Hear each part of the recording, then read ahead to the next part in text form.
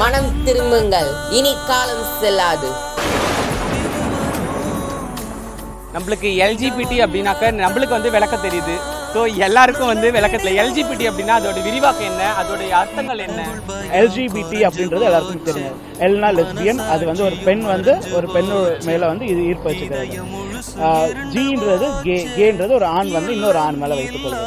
டீன்றது டிரான்ஸ்ஜெண்டரில் வந்து திருநங்கைகளும் வருவாங்க, திருநம்பிகளும் வருவாங்க. அது மாதிரி வந்து பின்றது பைசெக்சுவாலிட்டியில் வந்து எனி டூ ஜெண்டர்ஸ், அவங்க வந்து ஒரு ஆணோடவும் வந்து விருப்பம் இருக்கலாம், பெண் கூட விருப்பம் இருக்கலாம், ஒரு ஆணோடவும் ஒரு திருநங்கையோட விருப்பம் இருக்கலாம், ஒரு பெண்ணோடவும் ஒரு திருநங்கை கூட விருப்பம் இருக்கலாம். எனி டூ ஜெண்டர்ஸ் தான். ஏன்னா சமூகம் பார்வையில் பைசெக்சுவல் அப்படின்னு சொன்னாலே வந்துட்டு ஆணும் பெண்ணும் மட்டும்தான் இருக்கணும் அப்படின்ற கட்டமைப்பும் இருக்கு. இதை தவிர வந்து பான்செக்சுவல் அப்படின்னு சொல்லுவாங்க.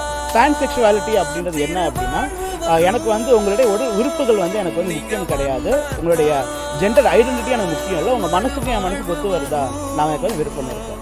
ஏ ஜெண்டர் அப்படின்னு சொல்லுவாங்க. ஏ ஜெண்டர் அப்படின்றது வந்து நான் எந்த பாலினத்தோடவும் நான் வந்து என்னை வந்து கம்பேர் பண்ண விரும்பலை, நான் வந்து எந்த பாலினத்துக்கும் சார்ந்தவன் நான் அல்ல அப்படின்னு சொல்லுவாங்க.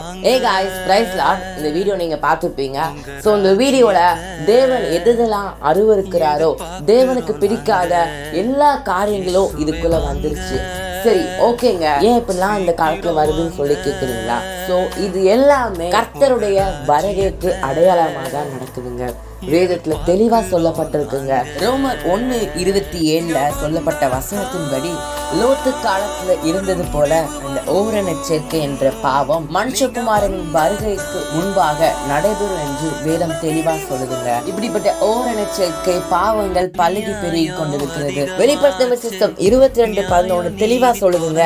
அநியாயம் செய்கிறவன் இன்னும் அநியாயம் செய்யட்டும், அசுத்தமா இருக்கிறவன் இன்னும் அசுத்தமா இருக்கட்டும், நீதி உள்ளவன் இன்னும் நீதி செய்யட்டும், பரிசுத்தம் உள்ளவன் இன்னும் பரிசுத்தமாகட்டும். இந்த வசனப்படி ஒரு பக்கம் அநியாயம் செய்யறவங்க அநியாயம் செஞ்சுட்டே இருப்பாங்க, இன்னொரு பக்கம் அசுத்தமா இருக்கிறவங்க அசுத்தமாயிட்டே இருப்பாங்க, இன்னொரு பக்கம் நீதி செய்யறவங்க நீதி செஞ்சுட்டே இருப்பாங்க, இன்னொரு பக்கம் பரிசுத்தமாகறவங்க பரிசுத்தமாயிட்டே இருப்பாங்க. ஏனென்றால் நம்ம கர்த்தராகிய இயேசு கிறிஸ்து அதி சீக்கிரத்தில் வருகிறார். இந்த ஓரண சேர்க்கை இது வந்து அந்த கிறிஸ்துவின் பாவம் கூட சொல்லலாம். முன்னாடிலாம் வெளிநாட்டுல இருந்துச்சு, பட் இப்போ நம்ம இருக்கிற இடத்துல நம்ம சுற்றியுள்ள மக்கள் எல்லாருக்குள்ள அந்த சிந்தனைய சாத்தான் விதைச்சு விட்டாங்க.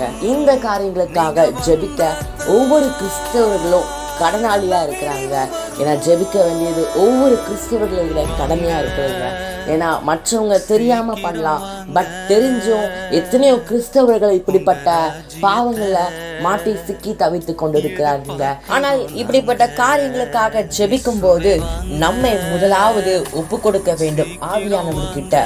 ஏனென்றால் இப்படிப்பட்ட அந்த கிறிஸ்துவின் பாவம் நம்மையும் தாக்க அதிக வாய்ப்பு இருக்கிறது. நாம் ஜெபிக்கும் போது ஆவியானவர்கிட்ட ஒப்பு கொடுத்து நம்மை சுற்றிலும் வேலி எடுத்து ஜெபிக்கும் போது அப்படிப்பட்ட பாவம் நம்மை மேற்கொள்ள முடியாது. ஏனென்றால் நம் ஆவியான ஒத்தாசையோடு நம்ம ஜெபிக்கிறோம்.